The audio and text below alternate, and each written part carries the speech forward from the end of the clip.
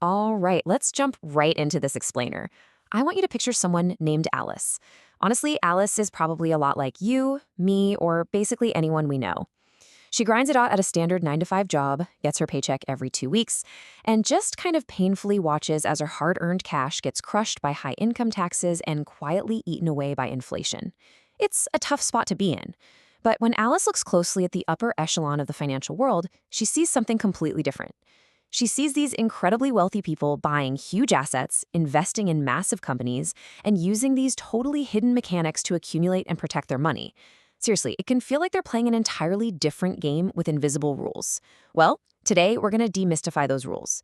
We're breaking down the mechanics of prosperity to understand exactly how the wealthy grow their capital without relying on a traditional job. To do that, here's our roadmap for today. First, what is true wealth? Second, the 7 levels of wealth.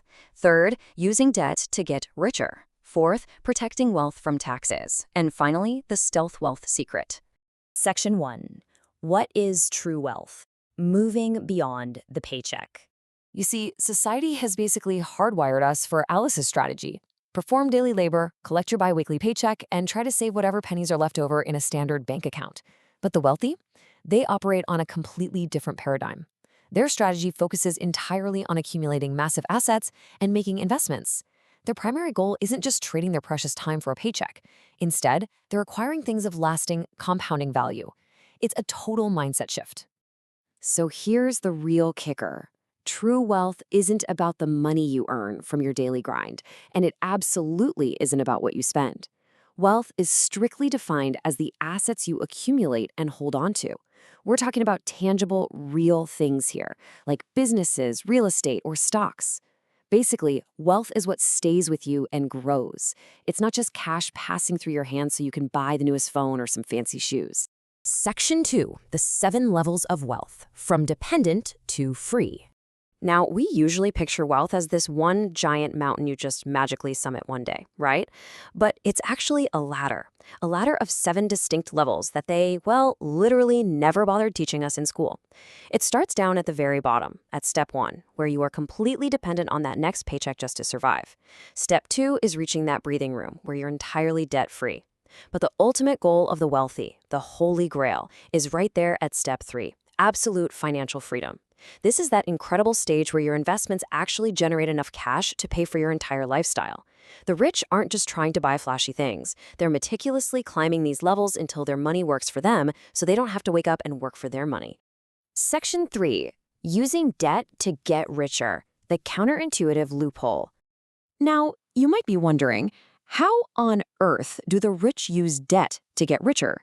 We are conditioned from day one to view all debt as a massive, terrible liability. And hey, for good reason, because toxic consumer debt is a trap. But the wealthy have figured out a brilliant way to use leverage strategically. To them, debt is an asset, not a destructive force. Let's walk through this exact loophole step by step, because it's a real game changer. Imagine step 1. You own $1 million in stock. Fantastic. Now, let's say you want to buy a house. If you just sell those stocks to buy the house, bam, you're going to get hit with a massive capital gains tax bill. So the wealthy skip the sale entirely. Moving to step 2, they go straight to a bank and use their stock portfolio as collateral to borrow $1 million at a super low interest rate.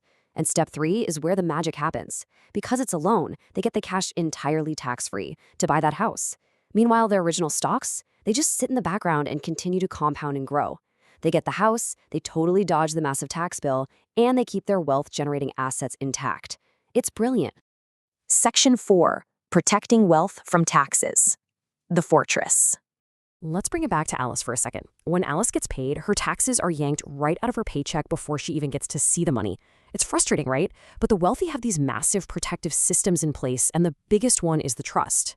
Think of a trust as a giant legal safety box. When you place your houses or your investments into a trust, legally you don't actually own them anymore on paper. The trust does. And this technicality acts as a sort of armor. It protects your wealth from lawsuits, and it legally lowers how much you have to pay the government. This is a massive reason why the rich avoid hefty taxes and ensure their money stays in the family generation after generation. Section 5. The stealth wealth secret.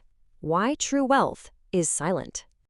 Ever wonder why you sometimes see incredibly wealthy people driving around in like a 15-year-old car or wearing totally basic plain t-shirts? Why would the super rich sometimes pretend to be poor?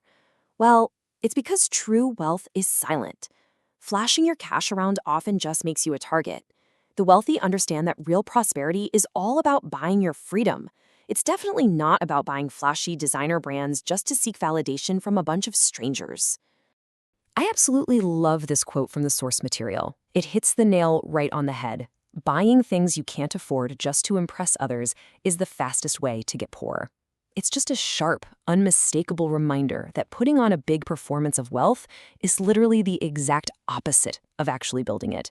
If your whole focus is on outward displays, you're draining the very assets that could eventually buy your absolute financial freedom. Actually, scratch that. You're not just draining them, you're setting them on fire.